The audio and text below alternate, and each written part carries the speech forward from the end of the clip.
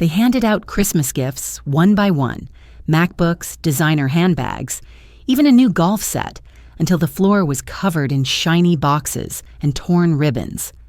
And then there was me. Nothing. My grandson laughed.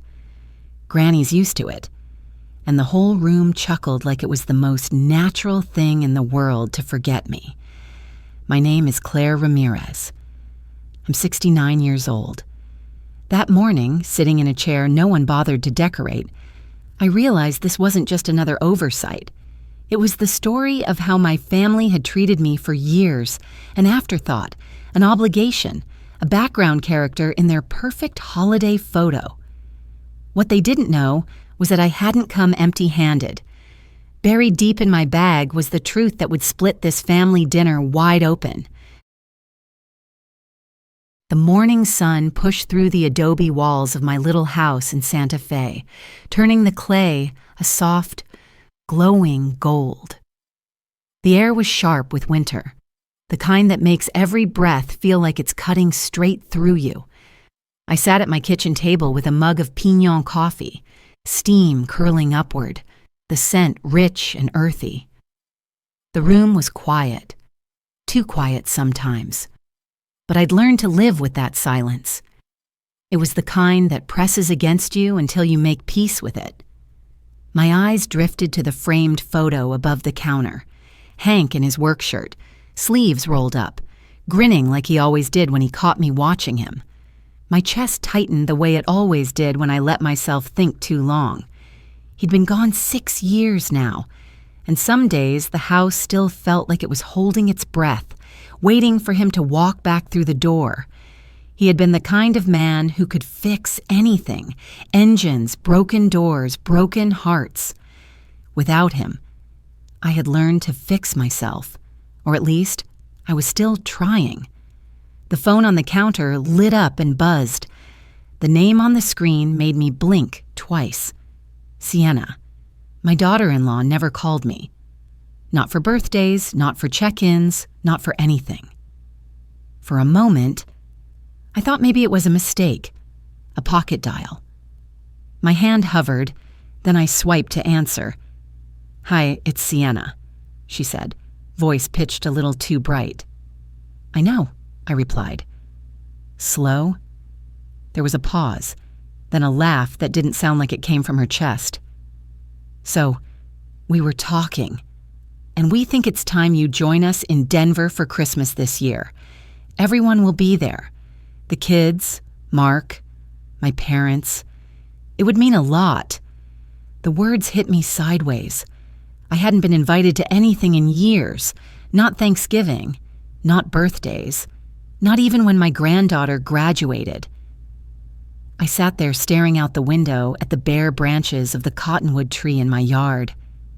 My mind flickered through memories: my 70th birthday when the phone never rang, the Christmas Eve when they passed out gifts to everyone but me, a lifetime of little exclusions that stacked up into something heavy. I forced a polite sound. "That's unexpected." "Well," she pressed quickly, "the kids have been asking, and honestly, Mark thought it was time." Time for what, I wanted to say. Time to remember I still existed. Instead, I listened to her dog barking in the background, the chaos of her busy house a world away from my own stillness. I told her I'd think about it. She sounded pleased, like she had accomplished something, and hung up before I could change my mind. The silence that followed was louder than her voice had been. I sat there for a long while, the phone cooling in my hand, the old ache stirring in my chest, the one that always whispered, "Why wasn't I enough?" But underneath that ache, another voice answered, a steadier one I hadn't heard in years. "They don't know what you've built. They don't know who you've become." I stood, moved to the bedroom, and knelt beside the nightstand. From the bottom drawer, I pulled out a thick envelope, neatly sealed and stamped, Q4 Performance Report, Arroyo Holdings, LLC, next to it, A heavy ring of keys dangled from a Zia symbol keychain, each key catching the light differently. To anyone else, it might look ordinary. To me, it was the weight of years of work, the quiet proof of what I had built when no one was watching. I held them both in my lap for a moment, the paper cool against my skin, the keys pressing into my palm. Then I slid them into my handbag and zipped it shut. My heart felt steady, not racing, not faltering, steady. I picked up the phone again, thumbed out a short message to Sienna. "I'll come." The words looked strange on the screen, like they belonged to someone else. But I hit send anyway.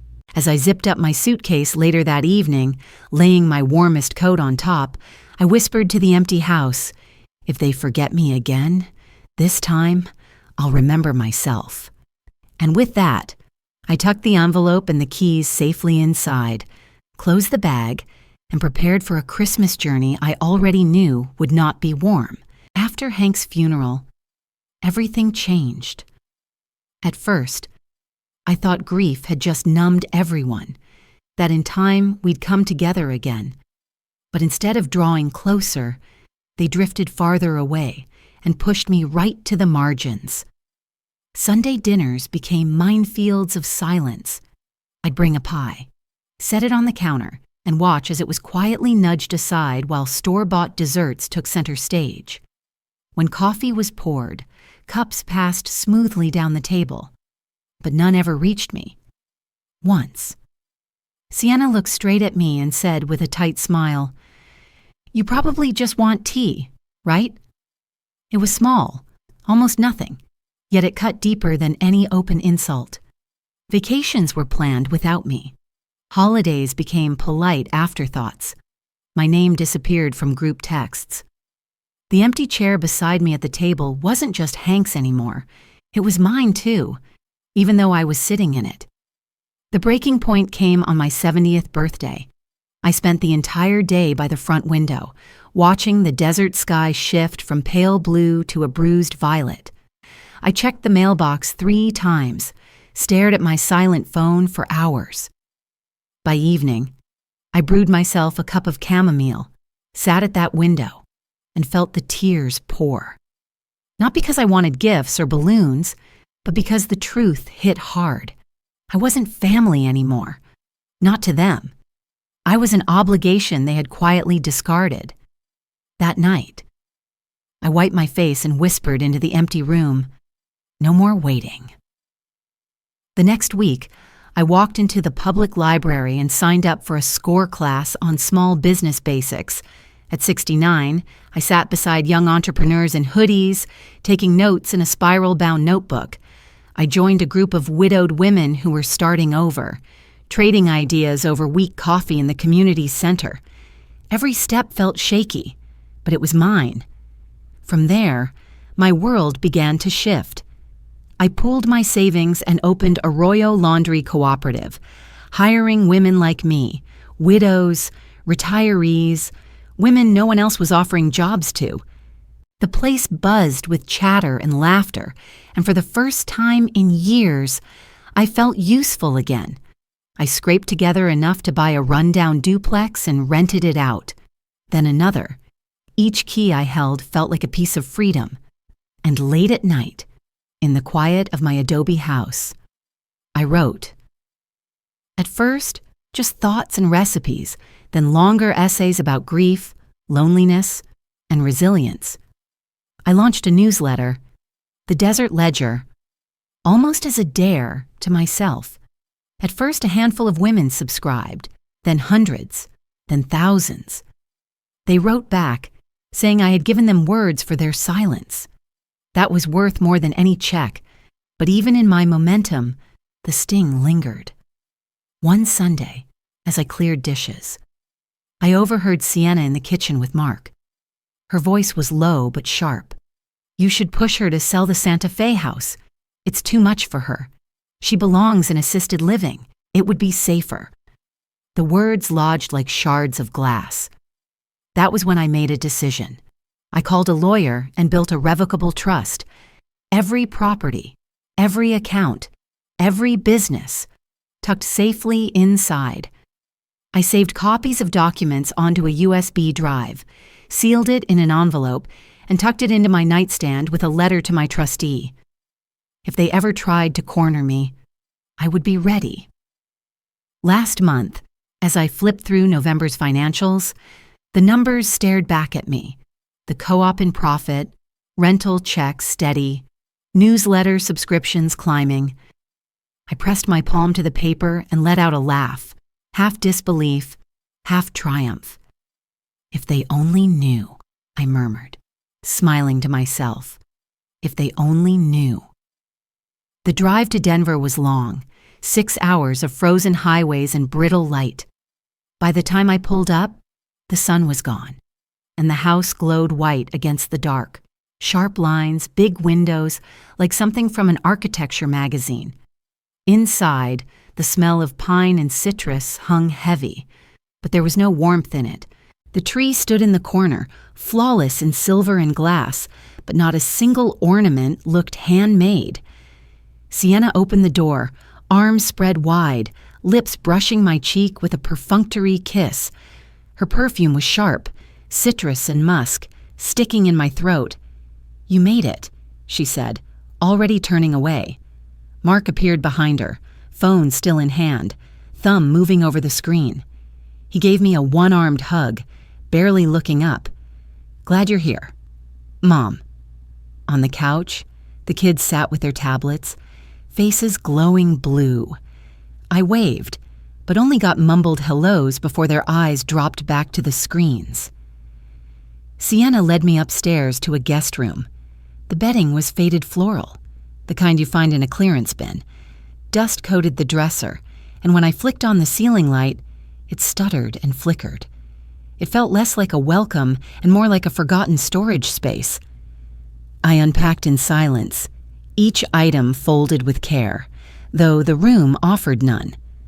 Later, while passing through the kitchen, I noticed a folder on the island.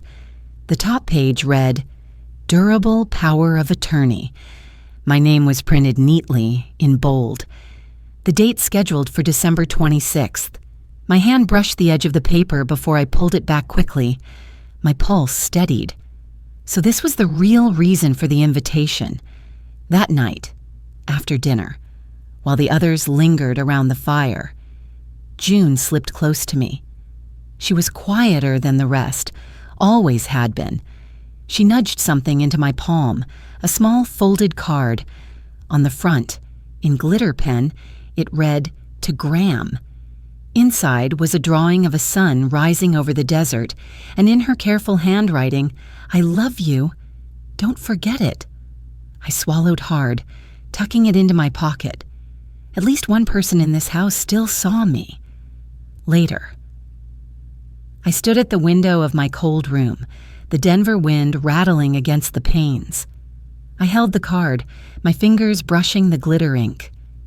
"They want to forget me," I whispered. "But this child, she remembers." The house glared under strings of LED lights, every corner glowing sterile and bright. Laughter rang from the living room where guests mingled in clusters, wine glasses catching the glare like shards of glass. The dining table stretched long, dressed in linen so crisp it looked untouched, each place set with polished silver. My name card waited at the very end, beside the serving cart, as if my seat were an afterthought. I slid into the chair quietly, adjusting my napkin while Sienna worked the espresso machine at the head of the table. She moved with the grace of a hostess in a magazine spread, pressing buttons, steam hissing into the air. Cups were set in front of each guest, tiny clouds rising from the dark crema. When it came to me, she tilted her head, voice sugar-sweet. "You probably just want tea, right?" Her words dripped casual dismissal. A ripple of chuckles ran around the table. I nodded, smiling faintly, though my knuckles tightened under the tablecloth. A man across from me leaned forward. "So, what do you plan to do in retirement?" His tone was light, almost playful, but every eye at the table turned. I lifted my cup, taking my time.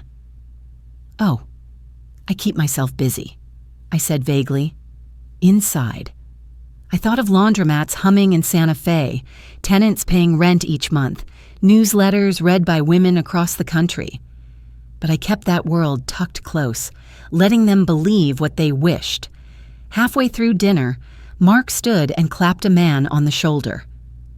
"Everyone, this is Evan. He's been a great help to me with finances." Evan's handshake was firm, his suit sharper than anyone else's. He slid a business card discreetly onto the table. "Commercial lending specialist. My suspicions confirmed." He turned to me with a smile that was all calculation. "Mrs. Ramirez, you know, with a home in Santa Fe, you might consider a reverse mortgage. It would take the weight off your shoulders, and your family's too. Free you from burdens you shouldn't have to manage at this stage of life." I stirred my tea. "The house doesn't feel heavy to me." My voice was calm, but the steel beneath it made him blink. As conversation swirled, I caught sight of an iPad propped against the buffet. An email subject line stared at me in bold, "Bridge loan payment due. January 2nd. My chest tightened. If unpaid, Mark's company would fold within weeks. Not long after, as dessert plates clattered, Sienna leaned toward her mother, whispering low but not low enough. "If she signs the POA, the cash flow opens. We can save the project." I kept my eyes on my spoon, face neutral, though inside the air thickened. Their plan wasn't hidden anymore. It was practically laid out under the chandelier. When it came time for the toast, crystal glasses lifted high, wine shimmering under the light.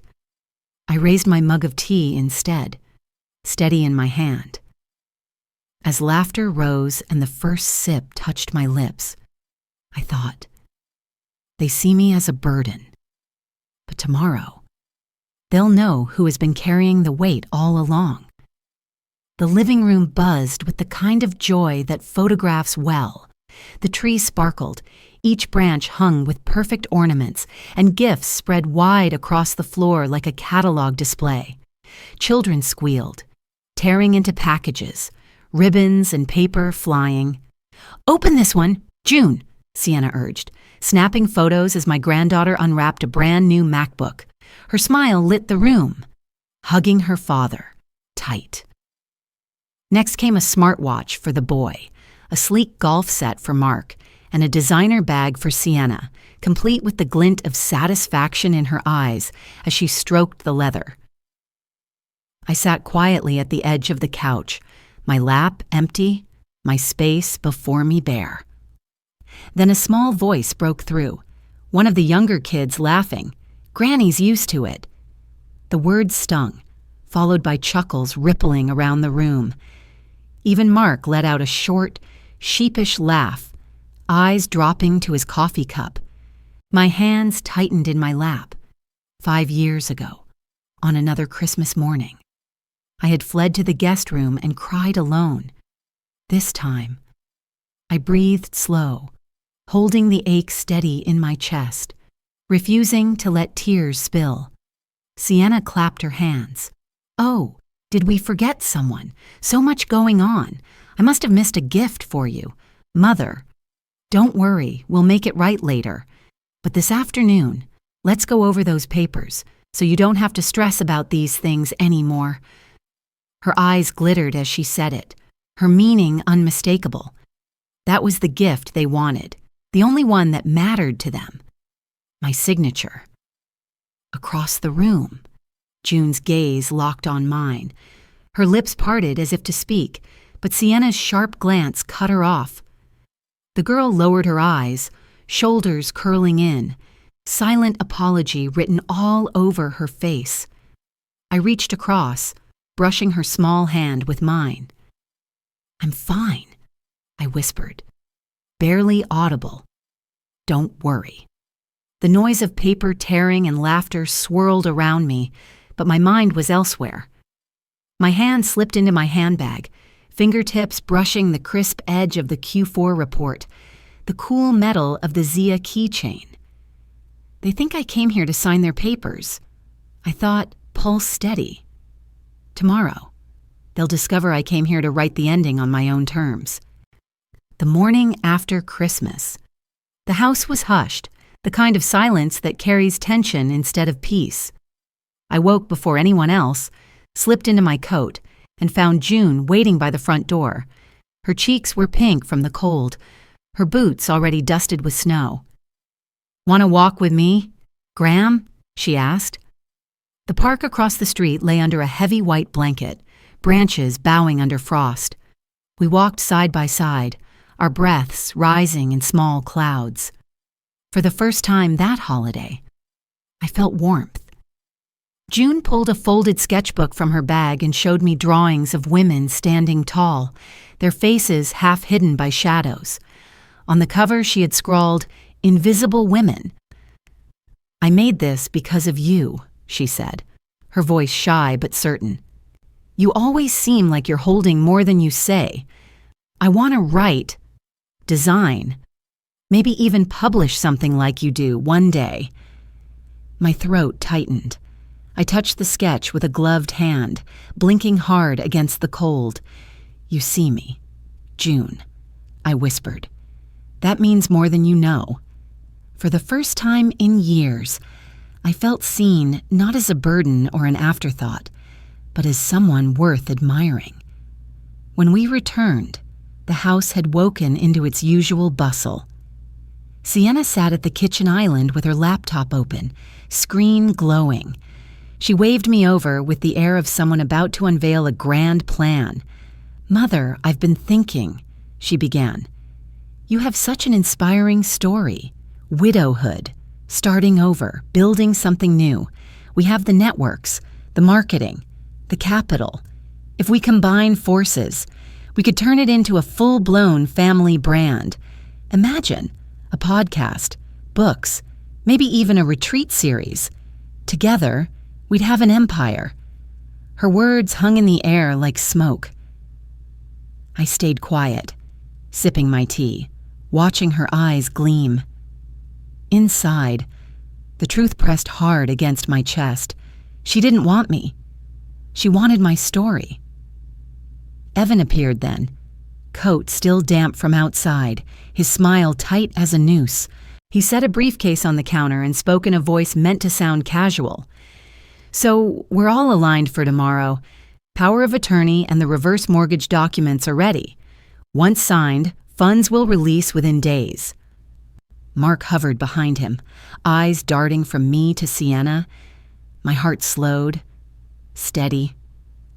I set my cup down, pulled my phone from my pocket, and tapped a short message to my attorney back in Santa Fe. "Be ready. I may need you right away." I tucked the phone back, the screen gone dark. Across the room, Sienna and Mark bent their heads together, voices low, already discussing how they'd scale things up. They had no idea the board had already shifted. The game they thought they were winning was about to end. By noon on the 25th, the dining room was reset, table polished, silver gleaming again. Sienna's parents had arrived, dressed in muted cashmere, their smiles painted polite. They greeted me warmly, too warmly, the kind of kindness that carries an agenda. When the main course was cleared, Sienna's father cleared his throat. "Since everyone's gathered, perhaps this is a good time to handle some practical matters." He reached down and placed a thick folder on the table, sliding it toward me as though it were a gift. I rested my hand on the cover, then flipped it open. The first page, Durable Power of Attorney. My name in bold. Behind it, a reverse mortgage contract and an authorization granting Mark full rights to handle my banking. All printed, dated, ready. My signature was the only missing piece. Mark's voice cracked the quiet. "Mom, I need to be honest. If I don't free up capital soon, the company folds. January 2nd. I don't want to drag you into this, but you signing would save everything. Sienna leaned forward, her tone a practiced mixture of concern and pressure. It's really for your safety, too. With these documents, no one can take advantage of you. One signature, and the whole family is secure. I let the silence stretch, flipping one more page, letting the sound of paper cut the air. Then I set the folder down and looked directly at my son. My voice was calm, but sharp enough to still the room. The Santa Fe house is already in trust. All of it is. You can't touch it. None of this matters. Mark's eyes widened, shock rippling across his face. His fork slipped, clattering onto his plate. Sienna's mouth pulled into a stiff line, then twitched into a forced smile. You can't be serious. Her parents exchanged a glance, their carefully groomed composure faltering. The performance was over. I lifted my teacup, took a slow sip, and set it down with precision. Tomorrow, I said softly, it won't be me signing your papers. Tomorrow, it will be you signing the truth you've been avoiding. The silence that followed was thick enough to choke on, and I let it sit, unbroken. The dining room glowed with candlelight, the kind meant to flatter photographs and soften flaws. Platters of roast duck and jeweled salads shimmered under the chandelier, wine glasses raised in constant toasts. I sat at my usual place at the end, ignored as conversations spiraled around future ventures, expansion plans, and financial strategies. Mark leaned toward his father-in-law, gesturing with his glass. Sienna chimed in with statistics, her mother nodding proudly. I listened in silence, every word confirming what I already knew. They weren't talking about me, but about what they wanted from me. When the plates cleared and the room hummed with self-congratulation, I reached into my handbag. My movements were slow, deliberate. I set a thick envelope on the linen tablecloth, Q4 Arroyo Holdings, LLC. My voice was calm. Since everyone's sharing plans, perhaps I should share mine. Pages slid out, each one marked with numbers that didn't lie. Arroyo Laundry Cooperative, I began evenly. 14 employees, consistent profit margins. I turned a page. 2 duplexes, fully rented. A mobile home lot with steady tenants. Another page. Cabins under renovation in Taos, projected to open next season. And finally, I lifted the last page. The Desert Ledger, 68,000 readers, nearly 8,000 paid subscribers. Net income this quarter, $86,400. The air drained from the room. I reached again into my bag, this time pulling out a heavy ring of keys. The Zia symbol glinted under the candlelight. I set them down with a quiet clink beside a notarized document. Every property, every account, every venture, I said, already secured in trust, managed with independent oversight. No one but me has rights. The silence shattered when Sienna's mother's wine glass slipped from her hand, crashing into shards against the floor. Mark froze, his face gone pale. Sienna's lips parted, a soundless gasp. Evan, the ever-slick advisor, could only stare, his rehearsed lines dead on his tongue. I lifted my teacup, inhaled the steam, and took a slow sip. My smile was small, steady. You forgot to give me a gift this year, I said, letting the words linger. But I remembered to give myself one. An empire. The silence after my revelation was heavy, but it didn't last long. Sienna recovered first, her face reshaping itself into a mask of admiration so quickly it almost made me laugh. Mother, she said breathlessly, this is incredible. We had no idea you'd built something like this. We should be working together. With your story and our platforms, we could create a family brand. Imagine the reach, the legacy we could leave. Mark leaned forward, his voice eager, desperate even. "She's right, Mom. With my connections, we could scale this so much bigger. Partnerships, sponsorships. We could turn it into something global." His eyes glittered, but not with pride, with hunger. I didn't raise my voice. Instead, I slid another set of papers across the table. Printed screenshots. The email about the reverse mortgage. The calendar reminder for the POA signing. "This," I said, "is what you planned while you smiled at me across the table, to corner me into signing away everything I've built." The room went still. Even the children hushed, sensing something unspoken shifting in the air. Mark stammered. "Mom, it's not—" "Don't." I cut him off. My tone was sharp enough to slice. "Don't insult me with half-truths.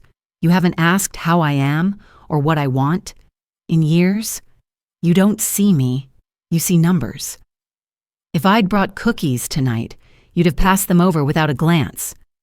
But because I brought financial reports, suddenly I'm worth something." Sienna's jaw clenched. Mark looked down at his hands, shame and fear wrestling across his face. I leaned back, my fingers resting lightly on the ring of keys beside me. "Here are my conditions." I looked at my son first. "Mark, if you want to save yourself, you won't do it with my money. You'll do it by facing what you've avoided.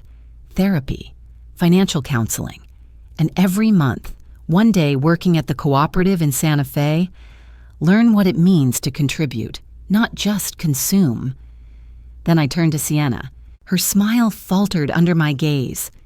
"And you, if you try to corner me again, if you push one more piece of paper in front of me, I will cut every tie. You want to tell stories? Tell your own. Mine belongs to me." For a moment, no one breathed. Then I stood, slow and steady, sliding the keys back into my bag. My chair scraped softly against the hardwood as I rose. "I don't need your recognition," I said, voice firm, final. "I don't need your permission. My worth is not a vote you get to cast."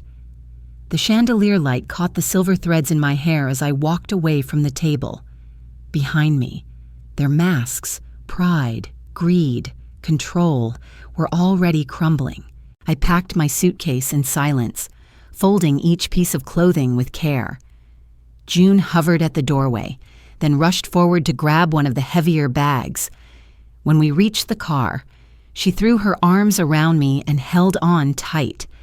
"You're the most incredible person in this family," she whispered fiercely. I pressed a gift card for the local bookstore into her palm. "Write whatever you want, sweetheart. Don't let anyone silence you." The highway stretched long and dark as I drove through the night. Jazz spilled softly from the radio, filling the space that used to feel so empty. My phone buzzed again and again with messages from Mark and Sienna, but I left them unopened. My chest felt lighter than it had in years. 3 months later, the winter market in Santa Fe buzzed with laughter and music. Booths glowed under strings of warm lights, the air rich with spices and roasting nuts. June sat beside me, cheeks red from the cold, proudly stacking copies of her very first zine. Ink smudged her fingertips, but her grin was brighter than the lanterns overhead. I sipped my pignon coffee, content just to listen to her laugh. Then I saw Mark. He stood alone at the edge of the crowd, thinner, eyes shadowed but softer. When he stepped closer, his voice cracked. "I'm sorry, Mom. I started therapy. I'm trying to do better." I studied him for a long moment, then nodded gently. "Real family has to be rebuilt. Mark, it can't be borrowed or bought." Turning back to June, I caught the glow of the lanterns on her hair, her hands still stained with ink.